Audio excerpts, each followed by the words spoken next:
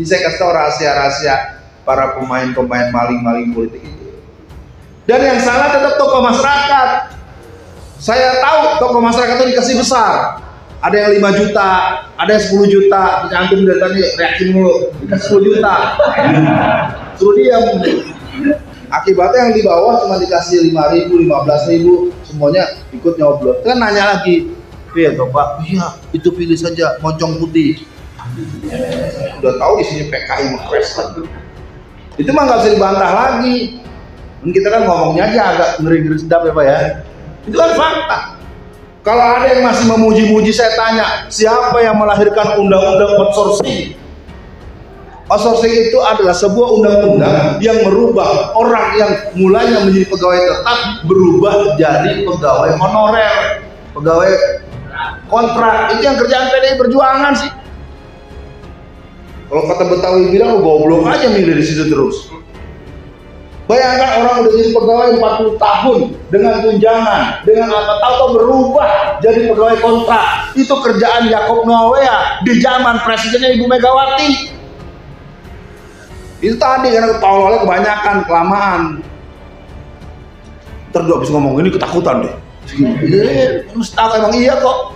Coba siapa yang melahirkan undang-undang outsourcing? Ya Megawati. Menterinya siapa? Jakob Noawea. Ya udah benar. Kenapa ini dibahas lagi? Apalagi korupsi. Korupsi terbesar apa? BLB itu zaman siapa?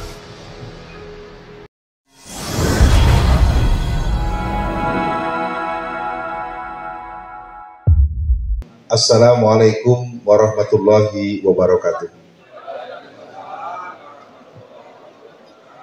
Alhamdulillah. Asyhadu an la ilaha illallah wa asyhadu anna Muhammadan abduhu wa rasuluh. Allahumma sholli ala Muhammad wa ala ali Muhammad. Amma ba'd. Bapak Ibu yang berbahagia, pertama saya pastinya menyampaikan permohonan maaf yang sangat mendalam. Bukan menginginkan menterlambatkan diri dengan sengaja. Kedatangan tamu-tamu Muktamar Muhammadiyah mungkin susah ditutup-tutupi, membendung langkah. Ya, langkah-langkah agak tersendat. Saya dijemput oleh sahabat saya Mas Indra dan Pak Anwar. Yang jemput saja terlambatnya juga hampir 40 menit. Bukan salah yang jemput, yang salah saya. Yang paling enak kan ngaku salah ya, daripada menyalahkan orang lain. Ibu-ibu yang berbahagia, hari ini saya adalah orang yang sesungguhnya harus menyatakan rasa mahabbah, rasa cinta kepada seluruh masyarakat. Karena selama lebih dari 15 tahun saya berinteraksi dengan masyarakat Solo dan sekitarnya. Dan 3 tahun belakangan ini ternyata saya berada pada hari-hari bersama dengan masyarakat. Semoga kebersamaan ini bisa kita teruskan menjadi kekuatan umat dalam menghadapi segala persoalan. Bapak Ibu yang berbahagia, pertemuan demi pertemuan, kajian di mana-mana selalu menimbulkan suasana hangat, suasana ceria, suasana sumringah. Tapi aku bertanya, di mana remaja kita? Iya, apakah jumlah mereka cukup signifikan dari jumlah mereka di sekitar sini? Disebut remaja, justru orang yang punya energitas, orang yang punya proaktivitas. Saya mulanya menganggap remaja di Solo dan sekitarnya sedikit. Satu malam saya kebetulan pulang dari Jakarta naik bus.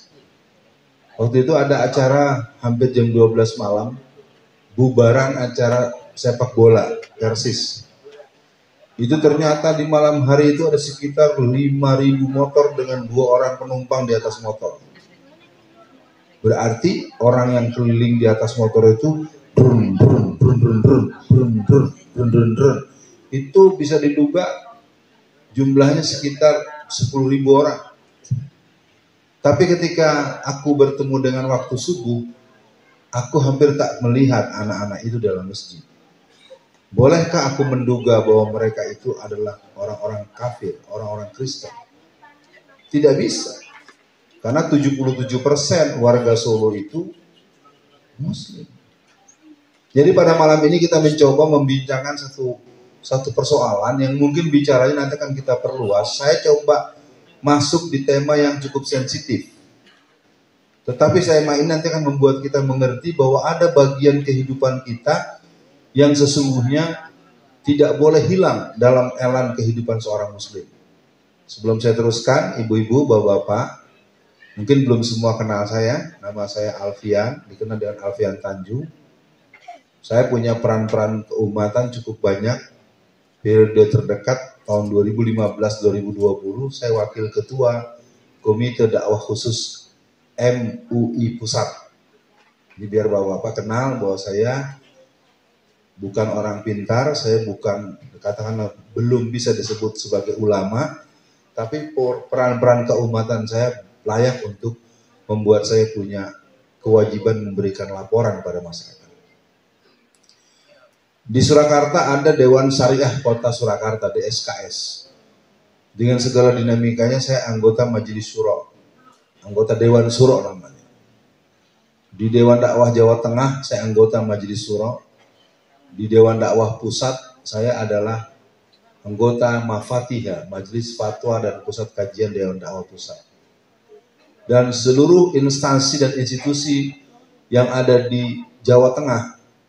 Karena dulu saya aktif di P3, jadi saya punya posisi dengan Gontor, saya sudah 2 kali pembekalan buat anak-anak yang mau pulang. Dengan Ngeruki sudah 5 kali, dengan Persis, baik yang di Bangil maupun yang di Bandung, saya juga punya peran-peran pertemanan dalam konteks dakwah. Dan akhirnya pada malam ini saya berjumpa dengan masyarakat di masjid yang bernama Darun Najah ya. Darun Najah itu nama sebuah pesantren besar. Ya. Dia ada di Ulu Jami di Ciledug, perbatasan Jakarta Selatan dengan Tangerang. Artinya sebagai pengetahuan penamaan nama Darun Najah ini pun bisa diduga ada hubungan baik secara historis maupun secara penamaan. Kalaupun berbeda namanya memang bagus. Jadi pada malam ini saya mencoba membuka dengan pembicaraan tentang jihadis bukan teroris. Mudah-mudahan tema ini mengajak bapak-bapak dan ibu-ibu mau menyimak sejenak. Karena ada situasi yang sangat aneh untuk umat Islam. Kita ini mayoritas tapi tertindas. Mayoritas tapi kehilangan identitas. Mayoritas tetapi disalahkan dan dikalahkan terus. Bayangkan nih, sebentar lagi ada PPKM. Apa tuh PPKM? Apa bedanya dengan PPKM? PPKM akan dilangsungkan setelah selesai Natal. Jadi kalau Natalan nggak ada PPKM, nanti kalau mau Lebaran baru ada. Kira-kira ini menurut Bapak dan Ibu ini ada sesuatu enggak ya? Ya. 2 tahun lalu Maulid Nabi kita digeser harinya. 2 tahun lalu 1 Muharram kita digeser harinya. Kira-kira kalau tanggal 26 Desember dijadikan hari Natal ada yang marah nggak ya? Padahal mereka nggak sampai 6%. Kenapa kita mayoritas tapi kita sering jadi ketakutan? Ditakut-takuti. Ya, sampai malam ini, sampai hari ini ada sekitar 3.000 tokoh-tokoh dari segala daerah yang dalam penjara sampai hari ini.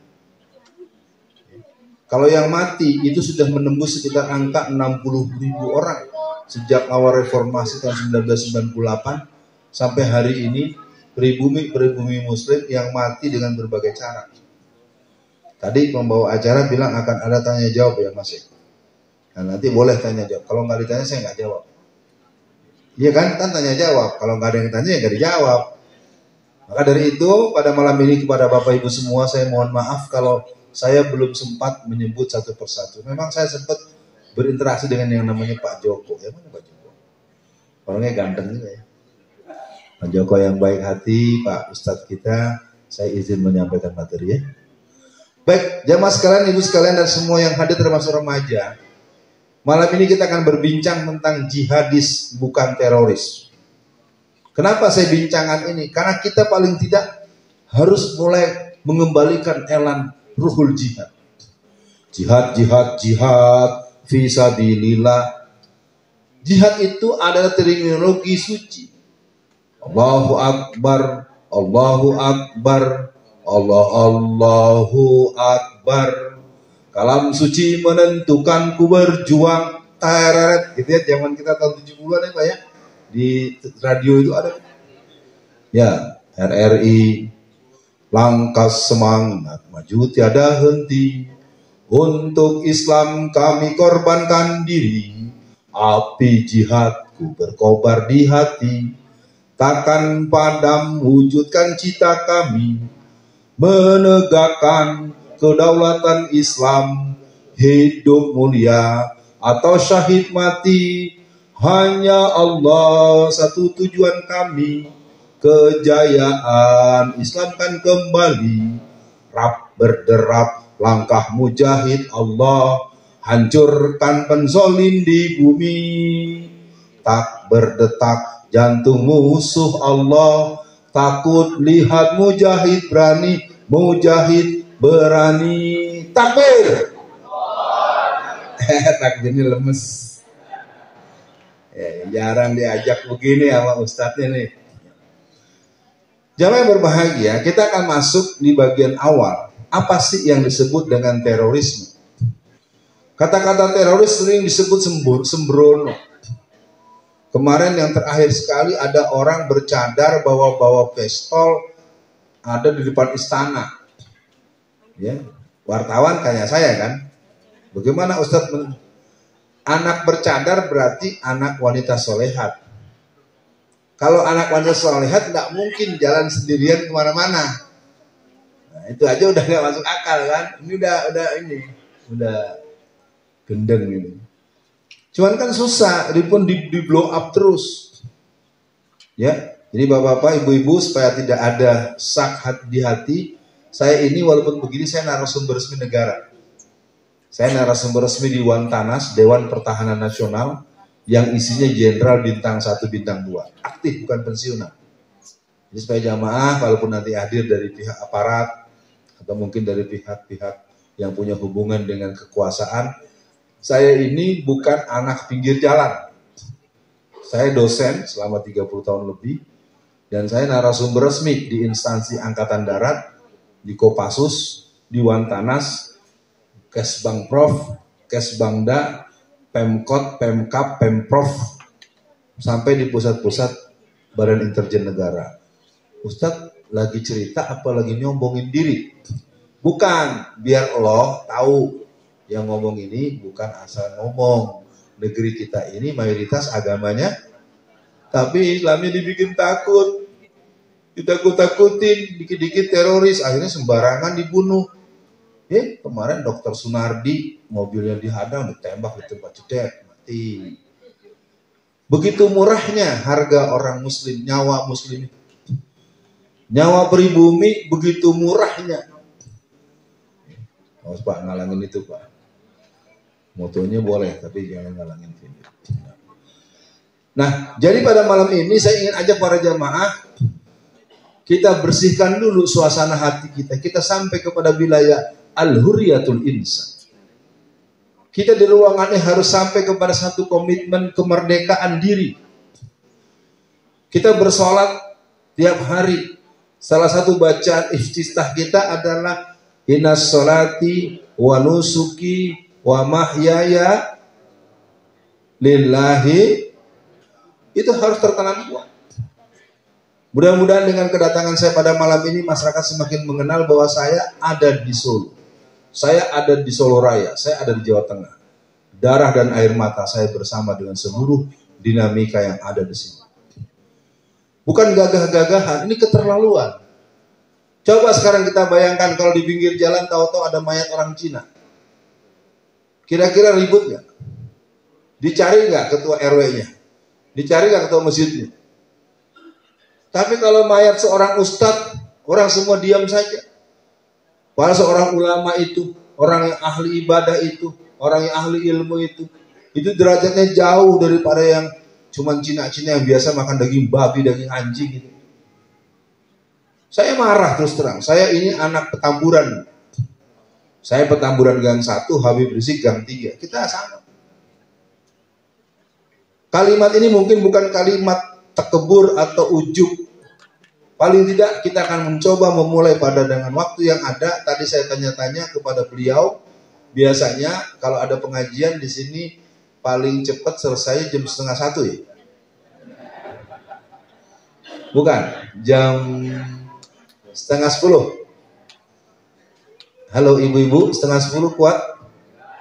Ya, kalau kuat, syaratnya tidak ada yang terlihat ulang satu-satu. Saya nggak suka kalau mau datang kita sepakat waktu, kita terus sampai selesai. Jadi saya mohon sabar.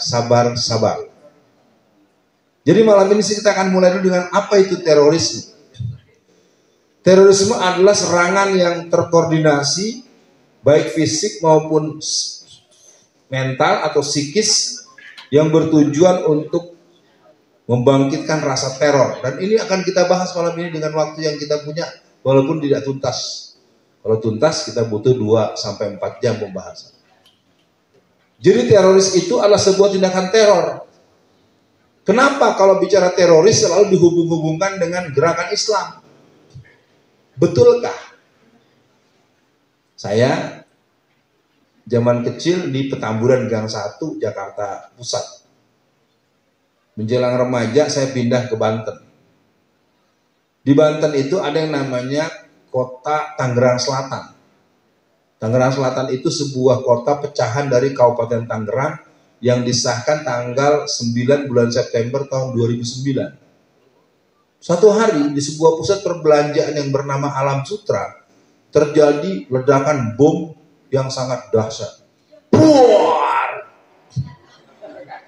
Bomnya besar terdengar, beberapa toko-toko yang besar-besar hancur, lalu dengan semena-mena televisi mainstream, media TV mainstream, pemirsa, telah terjadi ledakan, bla bla bla bla bla bla bla, dilakukan oleh teroris.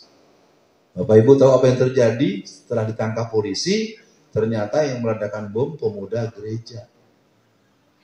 Ya, jadi zamannya mah harus tahu. Kita ini kadang-kadang digituan langsung ciut. Ya. Saya bilang, jadi kita malam ini akan mencoba melihat teroris itu ada. Dan teroris itu bisa dikerjakan oleh orang yang agamanya apa saja. Jangan dikit-dikit teroris berarti Islam. Teroris jenggotan, jidatnya hitam, istrinya bercadar. Kita jangan pernah mau di stereotip seperti itu. Tindakan-tindakan itu tidak ada hubungan dengan seragam. Tidak ada hubungan dengan penampilan. Ini adalah kejahatan sistematik yang dibuat oleh media. Nah, maka itu kita coba batasi pembahasan kita teruskan. Apa tujuan teroris? Teroris itu adalah sebuah gerakan yang membuat orang menjadi tidak punya nyali untuk menanyakan. Apa sebabnya guru kami Tengku Zulkarnain meninggal dunia? Apa sebabnya guru kami Dr. Mu'inudillah Basri meninggal dunia? Apa sebabnya guru kami Lutfi ya, yang ahli ilmu hadis? Banyak, ada sekitar 600 di musim Covid yang meninggal dunia, tokoh-tokoh ulama-ulama Islam. Ustadz, jangan suka memperkeruh keadaan. Sekarang saya tanya jamaah, ada berapa orang Cina yang mati di musim Covid? Saya tidak dalam posisi mengajak kita membenci orang Cina. Yang namanya virus kan penyakit. Masa penyakit milih-milih? Kalau yang muslim mati, yang kiai mati, ulama mati, ketua RW mati. Coba deh kalau kita ikuti tokoh pemuda Muhammadiyah, Dr. Najamuddin Ramli, seumuran saya, lewat. Siapa lagi? Sudarno Hadi, Ketua Dewan Dakwah Jawa Tengah, Jawa Timur, lewat. Jadi gerakan-gerakan teror ini sudah dilakukan dengan berbagai cara. Ya, berapa minggu belakangan ini ada 440-an anak-anak di bawah 5 tahun mati gara-gara gagal ginjal akut. Ginjal itu kan fungsi-fungsi yang berhubungan dengan pembersihan fungsi sirkulasi air, sirkulasi cairan terkait dengan air seni dan segala macam. Biasanya gangguan ginjal itu terjadi orang itu di usia di atas 50 tahun. Lalu bagaimana ceritanya anak umur di bawah 5 tahun gagal ginjal akut? Lalu yang disalahkan apa? Ya, itu yang Anda sebut. Susah diomongnya tuh. Karena ternyata ujung-ujungnya ingin menggeser itu, dia buat produk baru. Jadi teroris ini adalah sebuah bentuk yang membuat suasana mencekam, dan perbuatan ini sengaja dibuat agar kita tidak ada yang menyoal. Apa urusannya karpet-karpet harus dicabut lalu kita disuruh sholat berjarak-jarak? Saya di musim Covid tidak pernah ada di rumah. Dalam artian saya biasa saja. Saya sampai ke Batam. Saya kalau ketemu petugas-petugas saya tanya, ya suruh pakai masker ya pakai, supaya jangan berisik aja. Kenapa hanya masjid? Apakah Bapak Ibu nggak tahu yang dikejar-kejar itu mesti terus?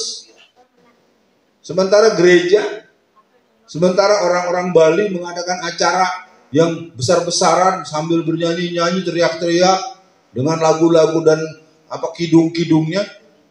Di musim-musim Covid yang ganas, lebih dari 25.000 orang-orang Hindu itu teriak-teriak sampai ke tepi laut. Nggak ada yang pakai masker, nggak ada yang ditangkap. Habib Rizik cuman bilang, oh bagaimana Habib kabarnya? Alhamdulillah saya sehat. Masa gara-gara gitu mengatakan ujaran kebencian, ujaran kebohongan?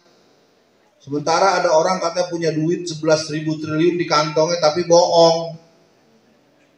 Ini ijazahku, mana ijazahmu? Kenapa ketawa Bu? Ini kan lucu. Nah kalau memang ada ijazahnya nggak palsu, nggak usah Bambang Tri ditangkap. Sederhana aja. Kalau Anda punya ijazah yang asli, gak aja, nggak usah pakai ngancem-ngancem, nggak usah pakai konferensi pers, rektor UGM, ya, nggak usah nangkep lagi Gus Nur. Ntar jangan-jangan di belakang ditangkap lagi Ustadz Anu. Nah masyarakat, saya mohon pada malam ini kita harus berani. Dulu orang tua kita mengajarkan berani karena harus mulai dihidupkan kembali. Anak-anak yang mendengar, adik-adik yang mendengar, kemenakan-kemenakan yang mendengar Ustadz Alfian tanya malam ini, mari kita mulai berani karena benar. Karena dalam babul jihad, apabila seorang yang punya keyakinan kebenaran tapi dia diam, dia tidak menyalahkan yang salah, tidak membela yang benar, maka itu menimbulkan hamasatul jahiliyah bagi orang-orang yang tidak beriman. Ya. Makanya saya bilang pada malam ini perbincangan kita sebetulnya bisa diselesaikan hampir 4 jam.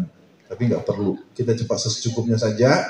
Nanti jam 9 lewat sedikit saya tutup, kita dialog. Tujuan teroris itu ada banyak. Secara umum dia digunakan sebagai senjata psikologis untuk menciptakan manusia untuk, wah kita nih harus PPKM lagi. Enak pale lu. Giliran kita PPKM, giliran Natalan gak ada PPKM. Ini kan gak tahun lalu PPKM dicabut menjelang Natal. Ini jadi kalau ada katakanlah aparat desa, Satpol PP atau Intel Polsek, Anda juga jangan enak aja. Kalau memang itu adalah yang membahayakan, berarti membahayakan bagi orang yang beragama Islam atau orang yang bukan Islam, betul? Jangan buat Islam membahayakan kata kamu. Bapak Ibu, saya kasih tahu ya rahasianya yang terjadi selama musim Covid. Tidak ada satupun orang yang mati Covid di masjid. Karena dari masjid. Seluruh dunia. Bahwa pengurus masjid ada yang mati karena Covid, ya. Tapi kenanya bukan di masjid. Ini saya harus sampaikan pada jamaah biar bapak-bapak ibu tahu. Keadaan ini perlu kita renungkan. Ya. Ada air mineral, ada roti, ada ini, ada roti lagi, ada jahe, ada teh. Tinggal taruh ember satu sini. Sorry mas ya, gojekannya santai, jangan diambil hati. Iya. Nah, jadi pada malam ini saya akan coba mengajak yang hadir setelah pertemuan malam ini, semua kita harus jadi orang yang pemberani. Ya. Karena keberanian kita telah diruntuhkan dengan berita-berita yang bohong. Saya ini narasumber resmi di Angkatan Darat lebih dari 20 tahun. Suatu hari saya diminta berkhutbah di Mabes Angkatan Darat ya, Kodam 5 Jaya, masjidnya namanya Masjid Mujahidin. Satu hari Panglima Kodamnya bisik saya, Ustadz nanti khutbah. Khutbah, saya kan bukan tentara. Dah pokoknya tugas antum khutbah. Apa judul khutbah saya para jamaah?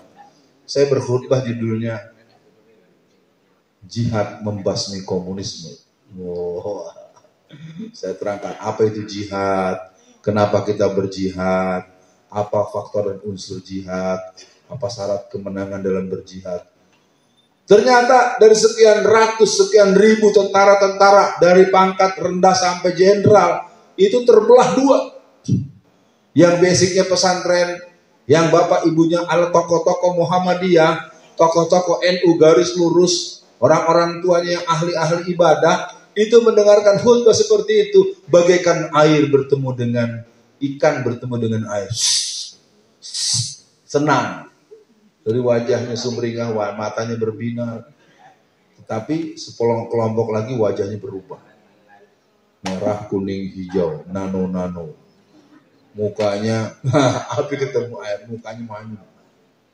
Nah, ini ketahuan. Jadi ternyata di tentara pun terbelah dua. Ada yang memang masih berjiwa tauhid, berjiwa Pancasilais, yang satu masih berjiwa ateis PKI. Iya. Saya terus terang aja, maka selesai sholat, selesai khutbah, kita sholat terus segala macam. Itu yang jenderal-jenderal perwira-perwira yang Islamnya bagus itu semuanya, bukan semuanya sih. Banyak yang nangis, dia peluk saya, dia bisik ke telinga saya. Ustadz, selama dinas belum pernah saya dengar khutbah seperti ini di kantor ini. Tapi yang sebelah lagi, sopo sing panggil khotib gendeng. Iya. Jadi artinya dimanapun tempat pertarungan hak dan batil itu ada. Maka kepada jamaah Darun Najah, ibu dan bapak, anak-anakku dan teman-temanku, sahabat-sahabatku dan para guru di sini, mari mulai malam ini kita mulai tumbuhkan kembali jiwa jihad. Kalaupun belum bisa terlalu keras-keras, kita tumbuhkan dalam hati kita. Ya. Kalau Bapak Ibu mampir ke rumah saya di Tangerang, sudah hampir 10 tahun di rumah saya itu, depan rumah saya pasang bendera La ilaha illallah dan bendera merah putih. Kalau ada yang nanya-nanya, emang kalau saya pasang bendera La ilaha illallah depan rumah saya melanggar undang-undang yang mana? Ayo, saya mau tanya Bapak nih, mungkin ada yang pejabat di sini. Saya di rumah saya pasang bendera La ilaha illallah. Sebelah kanan, di sebelah kiri saya pasang bendera merah putih. Ketika saya pasang bendera La ilaha illallah, saya melanggar undang-undang apa? Gak ada, karena kita tuh sering lucu. Kalau untuk Islam, ada aja larangan untuk melarang, tapi gak ada aturannya. Termasuk yang namanya sholat dibikin jarak. Penjarakan sholat itu bukan larangan bersanksi, tapi edaran gugus COVID. Edaran itu dalam ilmu politik, dalam kebijakan politik, dia bukan hal yang mengikat dan mewajibkan kita taat, karena di situ tidak ada sanksi. Karena kita nggak ngerti politik, maka lain waktu kalau nanti kita pengajian lagi, kita masuk dengan tema partisipasi politik masyarakat. Ibu-ibu nanti kalau ada pengajian perempuan, nanti kita diskusi kalau ibu mau manggil saya, tapi kalau mau, ya kalau saya juga penuh juga, agak dipaksain. Jadi gini jamaah, kenapa ada acara malam ini? Saya harus jujur ya, acara malam ini sebenarnya saya berpikir akan banyak tamu-tamu dari luar Indonesia, dari luar Solo. Ternyata banyak Pak Joko, memang banyak. Tapi pada ke mall. Ini saya terbuka saja, bukan saya. Jadi yang datang ini udah dari Aceh, dari Kalimantan Tengah, datang memang banyak. Merekanya ke Solo Spire, Jadi akhirnya kita berpikir mereka karena adanya Muktamar Muhammadiyah ya Bu ya, kita berpikir dia mau datang ke pengajian. Jadi saya mengadakan poin terus terang Pak, inisiatif agar mereka yang berdatangan itu bisa ikut bergabung. Karena kan jumlahnya di atas 3 juta orang menurut panitia. Saya bukan panitia. Saya hanya berinisiatif. Jadi kalau sempat saya tanya antum kan ini gimana nih? Ya kan saya sempat berdialog nih. Saya tadinya, ya mah kalau tahu saya tadi mau mundur nggak jadi ngisi malam ini. Saya udah disebar undangan. Artinya supaya jamaah memahami bahwa saya sebagai salah satu aktivis dakwah menginginkan jangan sampai saudara-saudara kita yang jumlahnya besar dari berbagai daerah di Indonesia, datang ke kampung kita, datang ke Solo kita, datang ke Sukoharjo kita, datang ke Karanganyar kita, datang ke Wonogiri kita, datang ke Solo Raya, ke Sragen, Klaten segala macam. Jangan sampai kegiatannya nggak ada, dibikin ada, dia malah jalan-jalan ke mall. Ya nggak ada yang salah tuh ya. Kita kan tuan rumah berpikir, ini orang kan namanya Muktamar Muhammadiyah ya Pak ya. Muktamar Muhammadiyah kan organisasi Islam. Itulah penyakit orang. Kenapa kita tidak kuat? Karena kita tidak berzikir di setiap saat dan tempat. Tujuan kesini kan mau mensukseskan Muktamar Muhammadiyah, bukan mau jalan-jalan dari Klewer, Turi, ya, Minal Pasar, Ilal Pasar gitu. Udahlah, itu faktanya. Sesuai dengan waktu nanti saya selesaikan. Apa ciri-ciri teroris? Mudah-mudahan Bapak-Bapak Ibu sekalian malam ini dengan segala cara dan gaya yang saya tampilkan, kita mulai menanamkan terorisme itu bukan kita loh. Islam tidak pernah mengajarkan terminologi teroris sebagai amalan. Jihad iya. Nanti kita bahas di separuh materi ini. Ciri-ciri teroris yang pertama adalah adanya rencana untuk melaksanakan tindakan tersebut. Kalau kita ingat, pada bulan Juli tahun 2000, kalau bulan ini saya nggak begitu pas, Idul Fitri tahun 2015, di Manokwari, Tolikara, di Irian, itu ada peristiwa yang sangat mengerikan. Ketika masyarakat Muslim di Irian sedang sholat Idul Fitri, di takbir yang kelima, tahu-tahu sholat jadi bubar karena diserbu oleh satuan gerakan Kristen.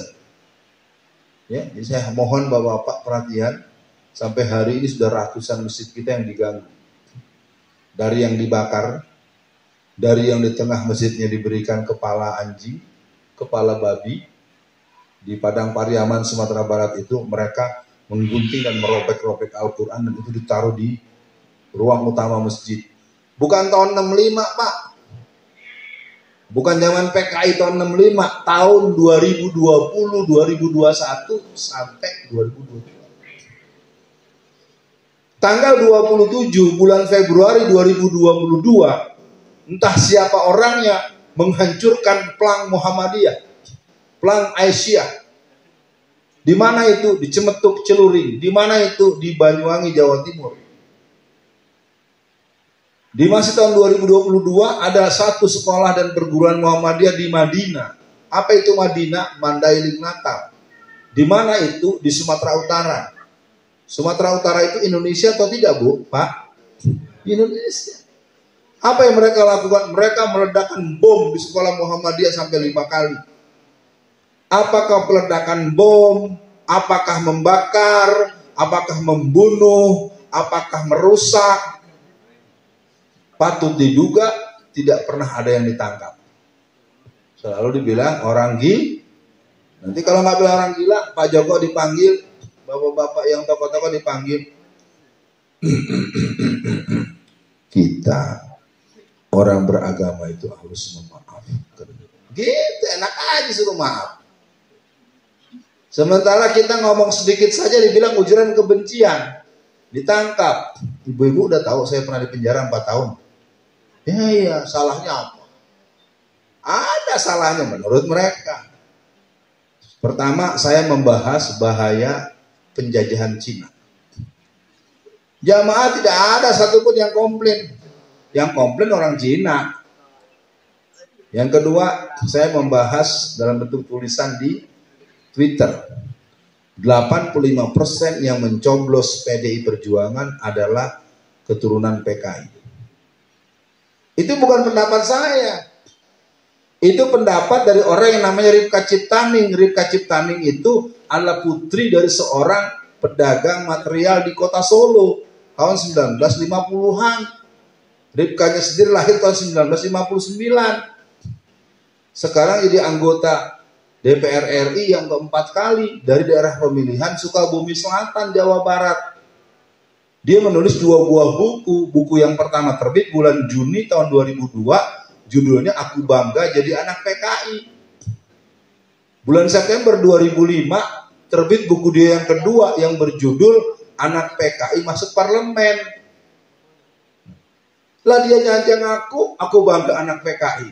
Dia saja ngaku anak PKI masuk parlemen. Jadi sekarang di DPR RI itu ada sekitar 200 lebih anak, cucu, dan keturunan PKI menjadi anggota DPR RI. Saya udah omongkan gini Pak, sejak tahun 2000, saya pulang dari penjara itu kan tahun 2019 bulan Oktober. Kan logikanya kan kalau saya dianggap ngomong salah kan pasti saya dicari lagi. Nggak berani. Tapi kalau nanti saya bilang nggak berani, kan saya ditangkap lagi gitu terus. Jadi di negeri ini sebetulnya sinetronnya nggak asik banget. Saya bahas bahaya penjajahan Cina. Bapak Ibu tahu di negeri kita tanah pribumi tinggal berapa? Tidak lebih dari segini. Tidak lebih dari 30% milik pribumi. Menurut bapak-bapak bahaya tidak? Ya tapi kan ini dibahas masyarakat nggak ada yang masalah sih, yang masalah orang Cina atau jongos-jongosnya Cina. Oke, kita teruskan. Yang kedua, terorisme dilakukan oleh kelompok tertentu menggunakan kekerasan. Ingat nggak zaman yang namanya kolor hijau, dukun santet, itu teror. Tahukah jamaah siapa yang dibunuh? Yang dibunuh itu 100% waktu remajanya adalah Banser. Kan dia bilang, saya ini anak P3 Pak. Saya didikan langsung ke Haji Yusuf Hasim dan Kifah Kilangitan. Jadi kalau dibilang saya termasuk salah satu angkatan muda Islam yang beruntung. Sebagai angkatan muda Muhammadiyah, aktif di P3, langsung belajar dari guru-guru, baik pernah saya duet dengan Ki Alawi Muhammad di Pekanbaru tahun pemilu 2004. Paling tidak dengan apa yang sudah saya lalui pada masa-masa saya remaja dulu. Kalau menurut ibu-ibu saya udah tua belum Bu? Bu, belum tua, cucunya baru 5. Ya dikit lagi mati ya Pak ya, kita sama-sama lah, kita nih semuanya nunggu mati. Pak,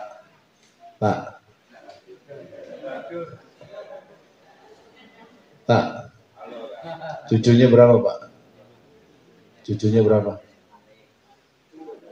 2, oh, tapi udah besar-besar ya. Istri 2 juga.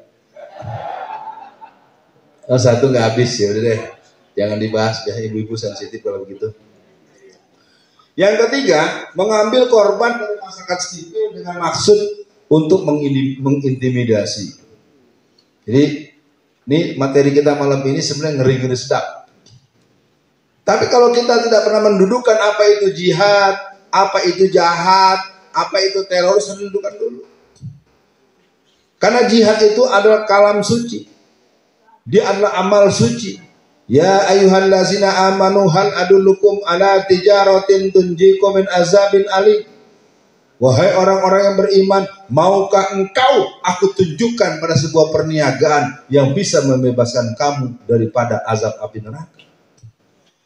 Ya ayyuhallazina amanu hal adullukum ala tijaratin tunjikum min azabin alim tu'minuna billahi wa rasulihi wa tujahiduna fi sabilillah bi amwalikum wa anfusikum zalikum khairul lakum in kuntum ta'lamun.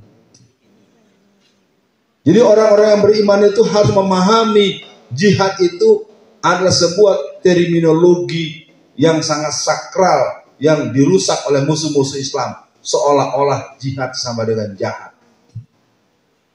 Nah, kita teruskan. Yang keempat, dilakukan untuk mencapai pemenuhan atas tujuan tertentu. Jadi sesungguhnya bukan kita yang teroris, tapi kita yang diteror. Guru-guru kita dibunuh, musim reformasi, pasti ibu bapak kalau nonton TV, pemirsa, telah terjadi kerusuhan sebelum lengsernya Pak Harto antara tanggal 13, 14, 15, 16, 17 Mei terjadi kerusuhan di mana-mana. Ya kan? Kebakaran pasar-pasar di Jakarta Pusat, di Jakarta Barat, di Solo, di Surabaya, di Medan, di Bandung. Orang tidak pernah membahas ada berapa orang yang mati terpanggang di pusat-pusat perbelanjaan. hanya dibahas pemirsa telah terjadi pemerkosaan massal. Kan begitu terus ya kalau lagi peringatan itu reformasi. Bohong Pak.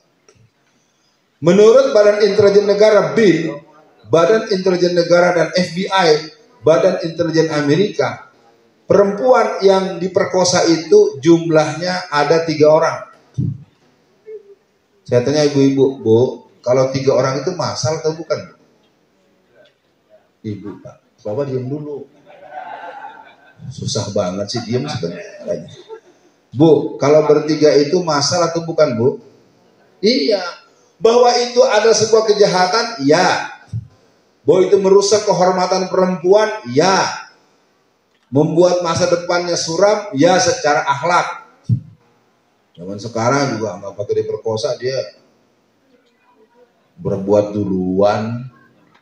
Ya. Sekarang kalau udah cerita pacaran, nggak ada pacaran cuma duduk-duduk sambil minum kopi, nggak ada. Kemarin beberapa kali ada penggerebekan di pusat-pusat penginapan. Ternyata dalam kamar tuh diketemukan anak kelas 6 SD dan kelas 4 SD. Wah, tak mungkin Ustadz mendramatisir. Ya ini ibu-ibu bapak-bapak, untuk bapak ini saya harus sampaikan dengan penjelasan. Dulu zaman kecil, nah ini antum umur 50 berapa? 60? Hah? Kok sama saya? Sama tuan saya dikit. Tapi ente putih semua. Tandanya nanti orang soleh ya. Zaman kita kecil dulu mas, kita kalau mau makan ayam goreng, kita harus nunggu ayam itu bertumbuh sejak menetas antara 8 bulan sampai setahun atau lebih. Sekarang Bu, kalau ibu datengin anak kita dibawa ke KFC, ke McD, itu ayam-ayam itu netesnya hari Senin tanggal 1, nanti hari Senin tanggal 17 udah besar. Itu kena broiler, kena inseminasi kimia. Ayo ikuti dulu supaya kita kalau ngaji jangan sampai nggak nambah cerdas. Guru-gurunya boleh beda-beda, tapi kan nambah wawasan harus berbeda juga dong. Kalau dulu ibu-ibu di masa remaja menstruasi alias haid atau datang bulan itu rata-rata SMP, bahkan ada yang kelas 1 SMA. Betul kan Bu?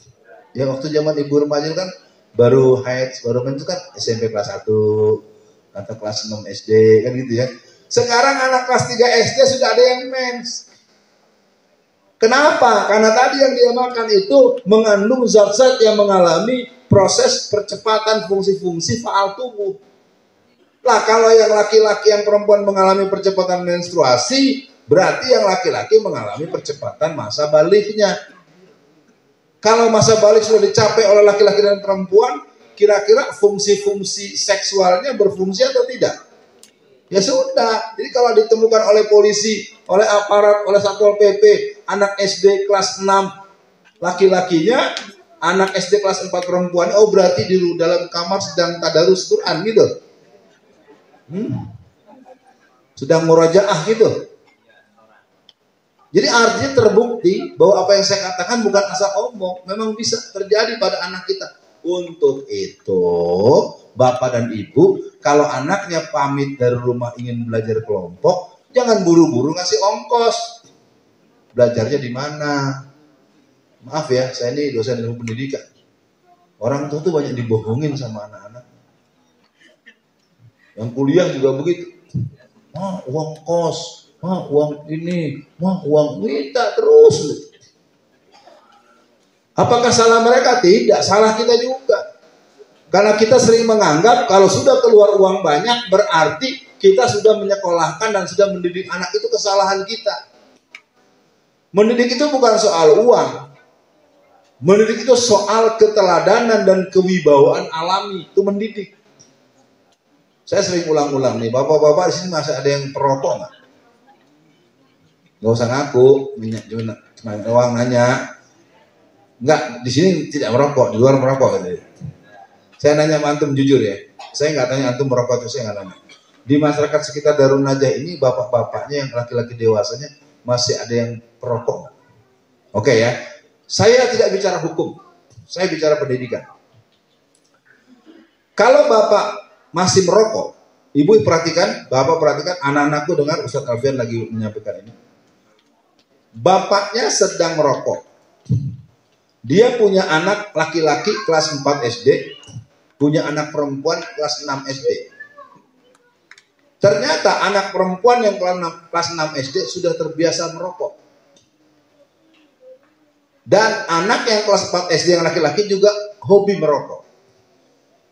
Ketika sang bapak berjalan sambil merokok, dia berpapasan dengan putrinya yang sedang merokok dan berpapasan dengan anak laki-laki yang juga sedang merokok. Ibu, kira-kira si bapak akan beri nasihat apa kepada anak-anak?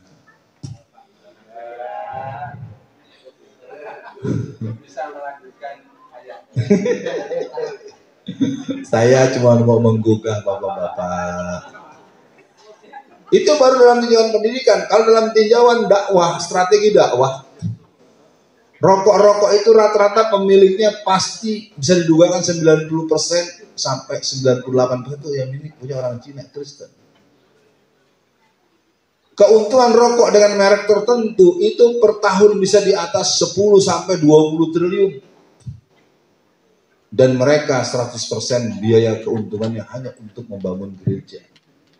Jadi kalau ada jamaah masjid rajin ibadah, tapi merokok terus, berarti Anda termasuk penyumbang pembangunan gereja. Donatur tetap. Udah ya, saya nggak bilang rokok haram loh, jangan nanti Anda ngambek-ngambek. Wah, aku dirasa-rasa nih, Ustadz Alfian. Enggak lah. Yang pertama dalam tinjauan pendidikan. Jadi Bapak kira-kira pantas tidak sambil merokok ketemu anak yang merokok, lalu Bapak marah-marah. Kamu nih, anak jangan merokok. Gimana tuh Pak, kira-kira kalau gitu Pak? Ya itu tadi. Ya ayuhan lazina amanu lima takununa ma la taf'alun. Wahai orang-orang yang beriman, mengapa kamu menyuruh orang lain berbuat baik, tetapi kamu melupakan dirimu sendiri? Kaburamatan indallahi antakunu ma la taf'alun. Amat besar kemurkaan di sisi Allah bagi orang yang menyuruh orang lain berbuat baik, tetapi dia melupakan dirinya sendiri. Jadi mulai malam ini bapak-bapak yang suka merokok mulai berhitung, berikhtiar. Saya tahu tidak mudah untuk berhenti, karena dia mengandung zat adiktif. Ya, rokok itu zat adiktif. Dia punya, aku tuh lebih bagus nggak makan daripada nggak merokok. Nanti Bu, buat suaminya jangan dikasih makan Bu. Udah jam 9 ya. Mari kita masuk dulu contoh-contoh perilaku terorisme. Yang pertama adalah invasi Amerika ke berbagai negara-negara Islam. Yang paling mencolok ke Afghanistan dan Irak. Alhamdulillah, yang di Afghanistan Amerikanya sudah bubrah. Pada tanggal 21 bulan Agustus tahun 2021, ya 21. Pokoknya bulan Agustus tahun 2021, Amerika seluruh tentaranya sudah pulang kembali ke Amerika dan seluruh persenjataan dan alat-alat berat yang tertinggal di Afghanistan dikenalah Futu Afgan yang membuat Amerika mengalami kerugian 14.000 triliun. Ya. Jadi Taliban berhasil membuat itu karena ada jihad di sana. Kalau umat Islam di negeri kita di Indonesia nggak lagi tumbuh jihadnya, ya sudah. Rumah digeser, masjid digusur, ustadz ditangkap, salah ditembak, ngomong dikit salah ditangkap lagi. Saya contohkan di Jawa Barat itu ada seorang ulama. Kalau ada salah satu ustadz ditangkap, maka ulama itu akan membawa sekitar 300 sampai 400 ulama-ulama se-Jawa Barat. Dibawa langsung bawa ke Polda Jabar. Dibawa Pak, misalnya aku ditangkap nih. Nah, ulama itu misalnya Pak Joko nih, misalnya gitu ya, anggap aja iya dah ya. Itu ulama-ulama sejauh dikumpul, datang semuanya ke Polda. Mereka nggak mau pulang kalau dia nggak pulang, kami nggak pulang. Kami mohon, kami ini pimpinan pesantren ini semuanya penjarakan kami semua. Ya akhirnya kan dia pulang. Kalau sekarang kan kita harus ditangkap, tuh aja aku nggak seperti dia, rasain. Ya nggak ada solidaritasnya. Ya, saya himbau buat para jamaah, penyampaian saya ini harus diperhatikan. Amerika ini adalah biang teroris. Tahun 2003 dia berbohong kepada publik dengan menuduh Saddam Hussein sebagai pembuat senjata pemusnah massal. Tahun 2003 dia membuat satu terowongan tanah seluas 12 km. Ya. Kemudian sekitar 10 sampai 12 ribu tentara Irak itu disuruh berbaris melewati lorong terowongan itu, tetapi di tengahnya sudah ditumpahkan minyak yang mudah terbakar. 12.000 lebih, kurang lebih bahkan. Itu tentara Amerika, tentara Irak itu, Muslim itu dibakar dan mati oleh tentara Amerika. Jadi sekali lagi para jamaah, kita sering tidak punya pengetahuan apa yang sebenarnya terjadi. Yuriduna liyutfi'u nurallahi biafwahihim wallahu mutimmu nurihi walau karihal kafirun. Jadi malam ini dengan kedatangan saya pada malam ini, yuk kita sadari terorisme itu bukan kita. Saya betul-betul kadang-kadang saya kalau lagi jumpa dengan teman-teman pejabat-pejabat polisi, saya suka bilang, kenapa sih Anda nuduhnya orang Islam terus? Padahal ada Brigade Yesus yang berisi Laskar Kristus, Laskar Bunda Maria, pasukan Kelawar Hitam, pasukan Super Ninja, pasukan Paulus. Dua yang sangat sadis yaitu Laskar Kristus dan pasukan Kelawar Hitam. Yang kedua, serangan gas beracun, gas sarin oleh sekte Aum Sun Krio, pimpinan Soko Asahara Tokyo, 20 Maret 1992. Pemuda Islam sudah sadar akan bahaya adanya gerakan dari kelompok Kristen yang akan merusak masjid dan merusak instansi atau institusi Islam yang ada di Jazirah Ambon. Tapi kemudian ditentangkan oleh kaum sesepuh-sesepuhnya. Jadi pada bapak-bapak yang usianya 60, 70, 80 tahun, tolong ingat omongan saya malam ini. Orang tua itu sering bijaksana, bijaksini, tapi tidak tahu situasi. Saudara-saudara, negara ini negara kita semua berdasarkan Pancasila. Kita tidak boleh sudut. Akibatnya pemuda Islam yang sudah sadar akan adanya gerakan-gerakan bersenjata dari kelompok salib jadi lemes lagi, jadi lemah lagi. Maka orang dengar peristiwa Idul Fitri berdarah tanggal 1 Januari tahun 1999 sampai tanggal 22 Agustus tahun 2022 sekitar 7.700 Muslim dibunuh oleh pasukan Kristen yang ada di Ambon. Ambon Indonesia itu bukan? Bayangkan Bapak Ibu, kita merasa mayoritas di Ambon itu sendiri.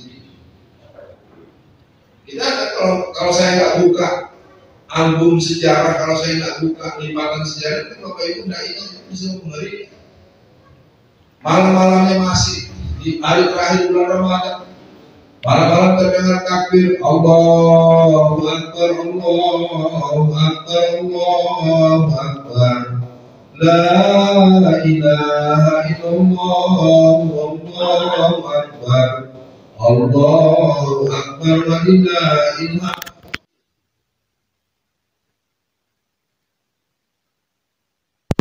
Masjid-masjid besar meledak karena bom telah ditaruh beberapa waktu yang sebelum musim itu. Pembunuhan dilakukan mulai tanggal 1 Januari sampai 1999. Dan itu juga bisa terjadi di mana saja.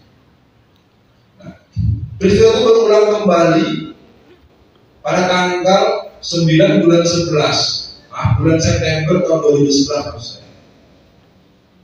Jadi gerakan-gerakan itu akan terjadi terus dan pelakunya bisa palu arit, bisa salib, bisa Syiah, bisa Islam Jamaah. Pernah terjadi. Laskar Islam Jamaah menyerbu Ustadz Sobari, Ketua MUI Solo, tanggalnya 21 bulan November tahun 2021. Jadi bapak-bapak, ibu-ibu, Anda mengaku-ngaku putra daerah. Antum bilang orang Solo atau orang berita gini belum pernah dengar. Kemana aja lo, nggak tahu ulamanya hampir dibunuh. Sampai Ustaz Sobari yang kebetulan ketua PDM Muhammadiyah Kota Surakarta di tanggal 21 bulan November 2021 didemo oleh 7.000 orang pemuda-pemuda yang berasal dari Islam Jamaah. Tahu Islam Jamaah sekarang namanya apa? Jadi sebut loh. Orang yang nggak berani bukti gua. Dia betul. Dia gimana? Maksud saya, ini kan tidak sehat. Kenapa sampai ulama kita di demo 7.000 orang? Lalu kenapa setelah di demo tidak ada serangan balasan, tidak ada yang mengkomplain, tidak ada yang konferensi pers, diam semua? Apa nunggu Ustaz Sobari dibunuh? Maaf ya saya ngomong gitu, kita tuh sampai ulama saya sampai akhir sore hari itu beliau masuk ICU. Dan saya tahu, saya ceramah di mana-mana di Blitar, Solo dan Solo Raya itu kalau saya bercerita banyak yang nggak tahu kan lucu. Lu kemana aja udah nggak tahu. Ulama 7.000 orang kan banyak Pak. Bisanya sebuah peristiwa itu tidak terdengar oleh kita. Kenapa? Kalau kita sudah terbiasa dengan formula ABS. Apa ABS? Ada di belakang. Asal badan selamat. Iya, betul. Saya akan nyalahin Bapak. Kan ABS kan terserah kita sekarang. Ya, enggak. Asal badan selamat, asal Bapak senang, asal dan seterusnya. Dan bukan dulu ya, bahwa jihad nanti menyusun dari waktu. Jihad tidak sama dengan terorisme. Apa itu jihad? Kenapa berjihad? Tahapan jihad. Sebenarnya ini tidak boleh dibicarakan di forum-forum yang terlalu tersembunyi. Harus terbuka supaya orang bisa tahu bahwa terorisme itu bukan jihad. Jihad itu bukan teroris. Jihad itu adalah amal soleh. Jihad itu adalah kalimat suci. Jihad itu adalah amal yang baik. Kita masih punya kurang lebih 25 menit. Silakan moderator mau dibantu biar saya bisa minum dulu. Baik, untuk sesi pertanyaan ini kami bagi ya untuk bapak-bapak dipersilakan 2 orang dan ibu 2 orang. Dari bapak-bapak dulu silakan. Dari bapak-bapak ada yang mau tanya 2 orang. Baik, langsung ke ibu. Oke. Baik, satu yang di depan. Yang dari ibu ada? Ibu ada yang mau tanya? Baik, belum ada? Monggo.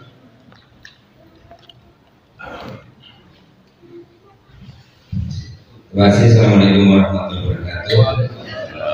Mohon pencerahan Ustaz. Tadi disampaikan bahwa Islam tidak mengajarkan terorisme, tapi Islam mengajarkan tentang jihad. Nah, untuk itu mohon ditanya apakah kalau dengan demikian sebagai seorang Muslim itu kita diwajibkan atau harusnya menjadi seorang yang fanatik di dalam memeluk agama Islam. Ya, pertama. Yang kedua bahwa yang mungkin pengajian dan forum seperti ini kita sangat jarang, sehingga ketika dihadapkan pada materi yang diselamatkan seperti memang ini kita sangat terkagum dan tergugah bahwa selama ini kita ada mempelajari dalam hal sisi alam halal, sehingga ketika ada hal yang semestinya kita tanggap terhadap konsep itu kita baru memahami, dan itu mungkin juga hanya dimiliki oleh ustadz-ustadz yang memiliki kemampuan tertentu dan memiliki keberanian untuk menyampaikan kepada para jamaah, sehingga ketika disambut kita mungkin belum terbiasa gitu kan. Kemudian Assalamualaikum warahmatullahi wabarakatuh. Subhanallah Bapak, saya bakal dengan Bapak pertanyaannya sangat bagus. Apakah itu rukna fanatik? Fanatik itu artinya kita punya kesungguhan bermegang kuat, dan saya sering disampaikan pada orang-orang di luar Islam. Toleransi itu akan terjadi kalau masing-masing penganut agama fanatik dengan agamanya masing-masing. Iya, harus fanatik. Kalau nggak, ntar aja Pak santai. Kalau Bapak mau berpendapat, saya ngomong tugas dulu. Jadi fanatik itu adalah satu pilihan yang harus diambil orang yang beragama. Agama saya paling benar, tapi jangan nyalahin punya orang. Biar aja lakum dihukum. Clear kan, enak, kita keren Pak, kita punya Quran. Kan kita terus yang disalahin, intoleran. Kita nggak ngucapin selamat Natal, dipersoalkan. Masalahnya apa nggak ngucapin selamat Natal? Kenapa jadi nggak saya nggak ngucapin selamat Natal? Ada yang sibuk. Dan yang repot juga orang Islam juga. Aneh ya. Orang baru ngurusin agama, orang mau Natal, Natalan aja. Kalau saya nggak ngucapin Natal, emang salah ini mana? Saya melanggar undang-undang. Jadi saya ini sebagai salah satu aktivis Islam, sebutlah tokoh Islam tanda kutip. Lalu saya kemana-mana di tanggal 25 Desember nggak pernah mengucapkan selamat Natal. Lalu saya salahnya apa? Tidak toleransi. Toleransi. Tahu nggak ada yang namanya fatwa MUI tahun 1981? Waktu itu ketua MUI-nya bernama Profesor Dr. Hamka menyatakan barang siapa orang yang mengucapkan selamat Natal maka dia haram hukumnya dan dianggap dia mengakui keyakinan orang yang tersebut. Dan udah selesai, dibolak-balik terus.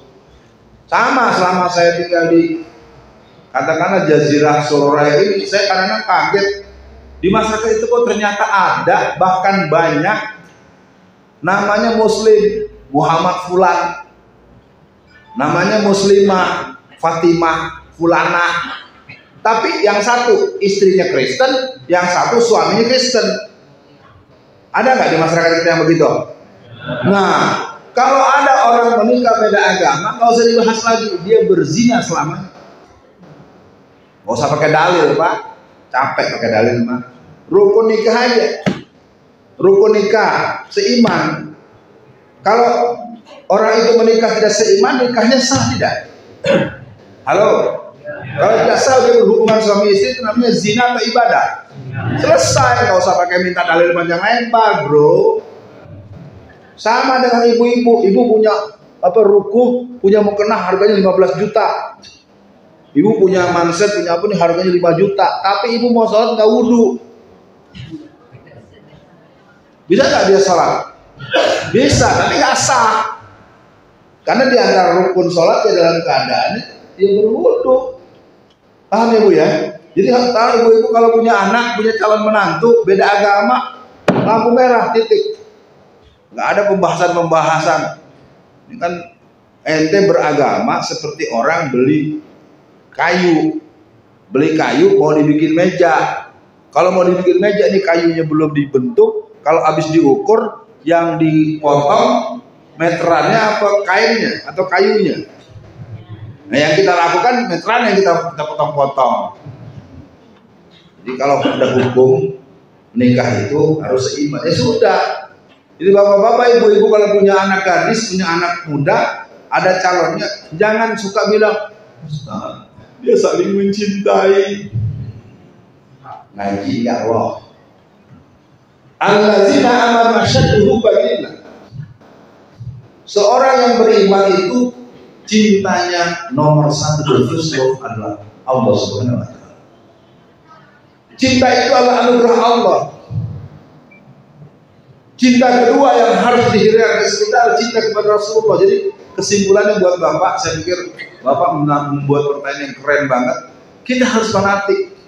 Fanatik itu betul-betul kata Bapak di internal kita, diri kita, keluarga kita. Gak usah kita nyalain orang, marahin orang atau nuding orang. Itu bukan urusan kita. Tapi kalau mengajak boleh dong. Kita jalan sama-sama. Masuk waktu sholat, ayo sama-sama sholat. Kalau perlu jangan ajak kita langsung. Kalau lagi bapak yang bawa mobil, langsung aja dialog ke masjid. Udah. Kalau penumpangnya ribut, padahal muslim semua, ente udah murtad, hanya ini gitu. Kadang-kadang, padahal kan bawa mobil sendiri, itu bisa ngatur. Kenapa harus nunggu waktu sholatnya lewat? Ini kan kadang saya heran, kita udah bawa mobil sendiri, sampai di tempat nunggu 1:30 dulu buat sholat zuhur. Kenapa nggak pas azan? Kalau kata Rasulullah, amal afdal ya Rasulullah, apakah perbuatan yang baik itu ya Rasul? As-sholatu li awali waktiha. Kecuali ada situasi darurat, misalnya bapak bawa ambulan, di mobil dia ada pasien yang harus dibawa untuk layan urusan. Kalau suasananya biasa, ya sholat dulu lah. Tadi yang kedua apa Pak?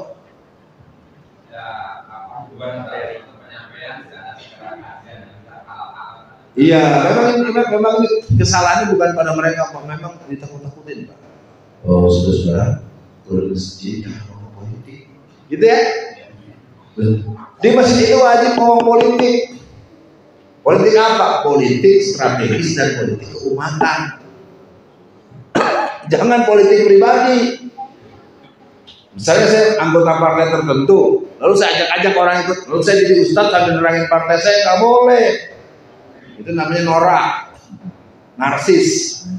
Bapak-bapak ibu ya, besok jangan lupa nyoblos saya ya. Bahwa nanti bapak nyalek boleh saja, kampanyenya jangan dalam masjid. Di masjid kan ada orang punya pilihan partai yang lain. Kecuali kalau masjid sudah ada semacam konsensus supaya seluruh warga masjid yang ada di Masjid Darun Najah 100% memilih partai PKI Perjuangan. Baru keren, ada ya Pak PKI Perjuangan? Iya, kalau nggak tahu cari tanyain diri. Udah satu nih, waktu masih 10 menit aja Ibu Bapak manfaatkan. Kalau tanahnya nggak ada Ibu.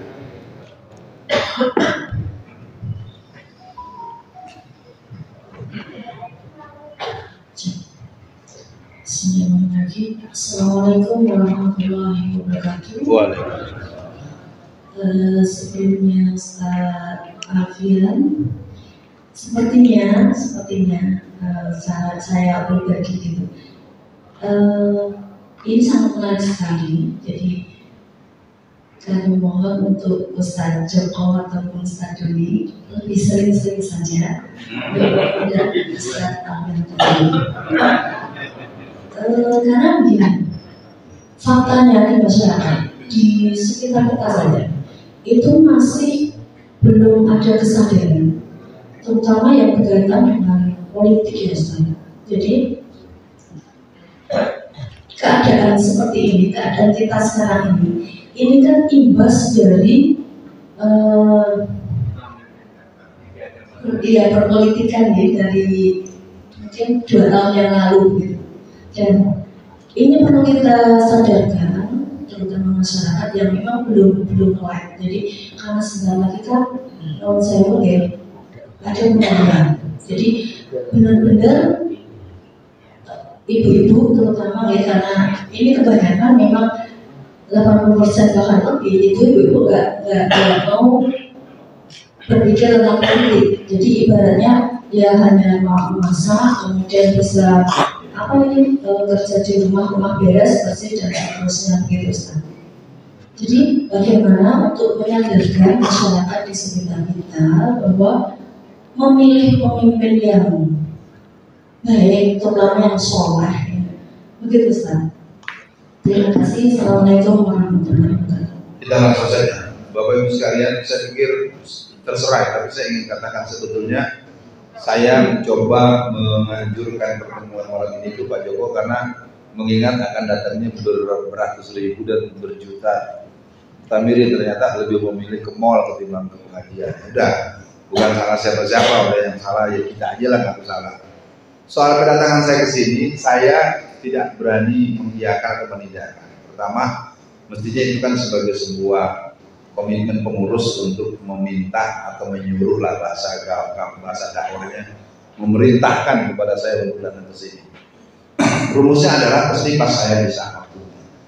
Supaya jamaah tahu, sebenarnya saya bukan orang yang jadwalnya kosong, jadwal saya itu super padat. Tapi saya memang sudah terdidik, orang dekat, keluarga, lingkar tetangga itu harus didahulukan. Asal ngomong aja, jangan diam-diam aja. Tahu-tahu Ustaz Alfian nggak mau, kalau nggak ada saya nggak pernah nggak mau. Tanya ke teman-teman saya kemana sampai, ya, walaupun kadang-kadang nggak sebanding antara ongkos yang saya keluarkan sampai ini, nggak apa-apa.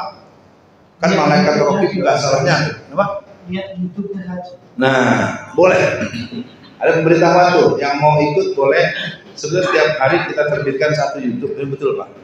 Gak apa-apa Pak, lihat saya juga nggak ada larangan, malah bagus-bagus. Terus menghadirkan saya asal sepakat. Nah sekarang kita masuk dulu pada partisipasi politik. Saya ingin menyampaikan pada para jemaah, kita bisa memenangkan konsentrasi atau pertemuan pertarungan politik di tanah Betawi. Di Jakarta itu pemilihan kepala daerah alias gubernur itu yang menang bukan yang punya uang, yang menang yang punya nyali jihad politik. Siapa dia? Empok-empok sama abang-abang tanah Betawi. Ahok itu bermodalkan 20 triliun Pak Bu. Uang gak laku. Kenapa? Karena sembako amplop berisi uang oleh ibu-ibu itu dipulangkan kembali kepada tim suksesnya Ahok. Ahok, gua nggak doyan sama sembako lo. Nah inilah yang terjadi pada masyarakat kita, kebiasaan membeli penderitaan jangka panjang dengan harga murah. Dikasih 50.000, pilih yang PKI, yang nggak sholat. Ya kalau pemimpin yang nggak sholat seperti sekarang, kota Solo itu adalah kota terbesar nomor 2 pemasok anjing se-Indonesia. Ya karena anggota DPR-nya punya banyak jajanan anjing di mana-mana. Di pengkolan ono anjing. Ya siapa? Anggota dewan. Siapa yang berani ganggu? Oh, Bapak, kalau ketahuan nih gue walaupun gue orang baru di sini, gue udah gape, udah hafal, gue udah ngerti. Namanya pun saya tahu. Iya. Rumahnya pun saya tahu. Iya. Itu tadi yang salah kita. Kenapa memilih yang begitu? Ya gini ya, masyarakat di bawah cuma dikasih 5 kg beras. Ini saya kasih tahu rahasia-rahasia para pemain-pemain maling-maling politik itu. Dan yang salah tetap tokoh masyarakat. Saya tahu tokoh masyarakat itu dikasih besar. Ada yang 5 juta, ada yang 10 juta. Antum dari tadi reaksi mulu, dikasih 10 juta. Suruh diam. Akibatnya yang di bawah cuma dikasih 5.000, 15.000, semuanya ikut nyoblos. Kan nanya lagi, iya toh Pak, iya itu pilih saja moncong putih. Udah tahu di sini PKI Mekres. Itu mah nggak bisa dibantah lagi. Kita kan ngomongnya aja agak ngeri-ngeri sedap ya Pak ya. Itu kan fakta. Kalau ada yang masih memuji-muji, saya tanya, siapa yang melahirkan undang-undang outsourcing? Outsourcing itu adalah sebuah undang-undang yang merubah orang yang mulanya menjadi pegawai tetap berubah jadi pegawai honorer, pegawai kontrak. Itu yang kerjaan PDI Perjuangan sih. Kalau kata Betawi bilang, goblok aja milih di situ terus. Bayangkan orang udah jadi pegawai 40 tahun dengan tunjangan, dengan apa tahu berubah jadi pegawai kontrak. Itu kerjaan Yakob Noah di zaman presidennya Ibu Megawati. Itu tadi karena ketololnya kebanyakan, kelamaan. Terus habis ngomong ini ketakutan deh. Tahu emang iya kok. Coba siapa yang melahirkan undang-undang outsourcing? Ya Megawati. Menterinya siapa? Yakob Noah ya. Ya udah benar. Kenapa ini dibahas lagi? Apalagi korupsi. Korupsi terbesar apa? BLB itu zaman siapa? Jadi di negeri kita ini orang yang kesalahan sedikit uyek-uyek, antum sebagai mau pembawa acara salah dikit, nih jenggotnya kurang panjang, ini tangkep lagi. Masyarakatnya diem aja lagi. Kita harus belajar jadi masyarakat pemberani. Kemarin hari Maulid Nabi saya mengisi acara di Pandeglang. Ini Pandeglang itu ibu-ibunya Bu, ya mbak-mbak ya, ibu-ibu. Jangankan bapak-bapaknya, ibu-ibunya kalau ada ustadz ditangkap, ibu-ibunya bawa golok. Disamperin kantor polisinya. Gak jadi ustadz ditangkap. Bener-bener. Karena mereka tuh bapak-bapak Banten itu kan ada para pendekar kan. Jadi kalau ada ustadz datang terus ngomongnya cuman ibu-ibu, bapak-bapak, ada 13 rukun sholat, ada 2 jenis air, ada air itu ngaji madrasah aja lah. Kalau udah akbar di rumah, udah fikul waki, udah tablik akbar, harus bicara bagaimana suasana umat hari ini, itu namanya tablik akbar. Tablik akbar masih bicara rukun nikah, masih bicara rukun sholat, itu harus dipahami secara paten-ten, gitu Pak ya. Maksud itu orang yang nggak tahu bagaimana syarat sahnya sholat, bagaimana itu harus, tapi jangan pengajian besar yang hadir puluhan ribu orang yang dibahas pokoknya sopo sing sholatnya orang kunut bukan teman aku. Jadi gitu mah nggak usah dibahas lagi sudah. walakum a'malukum waluna a'maluna. Jadi kita clear asik aja. Satu sholat masjid tertentu ada baca kunut, ya sudah. Kalau mau ikutin, kalau enggak dia juga gak bakal ada yang marahin sih. Iya, enggak sholat Bapak pintar sekali deh. Nah, soal kemungkinan ke depan, saya juga tantang ibu-ibu. Berani nggak ibu-ibu khusus pengajian ibu-ibu manggil saya? Iya, karena ternyata ibu-ibu juga maunya yang santai-santai. Maaf ya, saya keliling Indonesia, saya jadi berbalik hampir 40 tahun. Ibu-ibu tuh maunya yang santai. Apalagi maaf, bukan di sini, di daerah tertentu maunya nyanyi-nyanyi melulu. Nyanyi, memang pakai bahasa Arab, tapi sih nyanyian doang. Ya.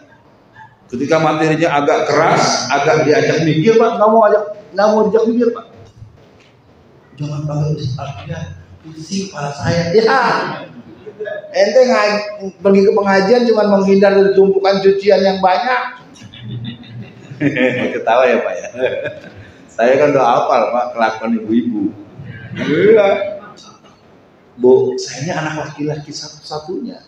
Saya bisa jadi seperti ini karena didikan ibu saya. Ya, kalau mau jujur saya nggak pernah mondok.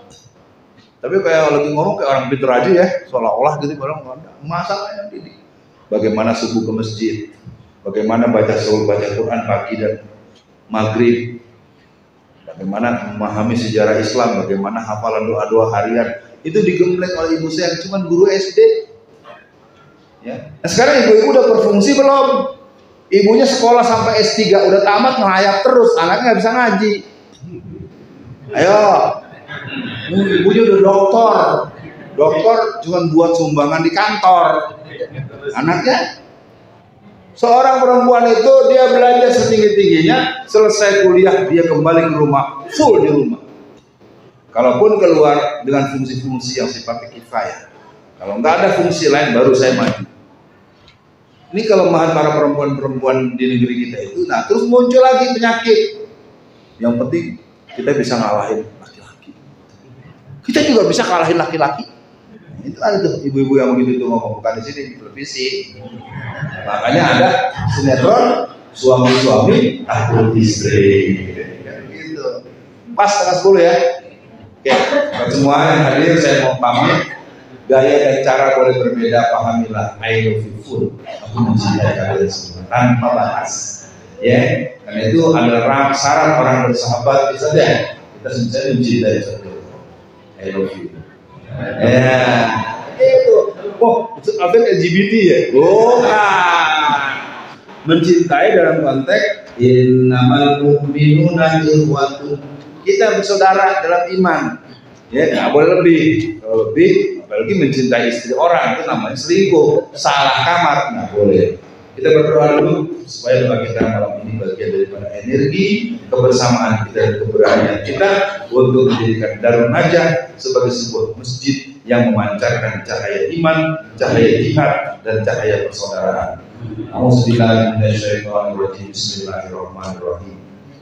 Asyhadu an la ilaha illallah wa asyhadu anna Muhammadan abduhu wa rasuluh. Allahumma sholli ala Muhammad wa ala ali Muhammad.